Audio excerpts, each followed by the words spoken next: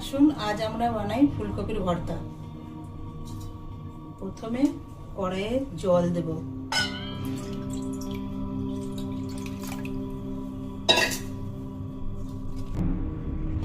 তারপর এর মধ্যে নুন দেব, এরপর এর মধ্যে হলদি পাউডার দেব, এরপর এর মধ্যে আমি ফুলকপিটা দেব, দিয়ে সেদ্ধ করে নেব। প্রেসার কুকারেও সেদ্ধ করা যেতে পারে। এর মধ্যে সর্ষের তেল দেব,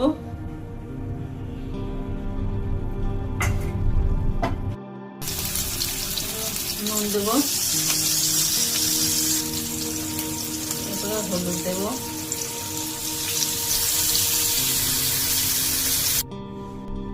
এরপর এর মধ্যে জিরে দেব,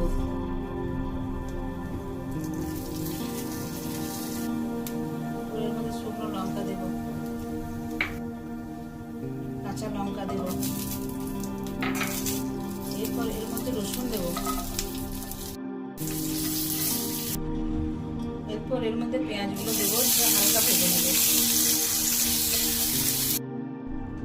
এর মধ্যে কাঁচা পেঁয়াজ দেব,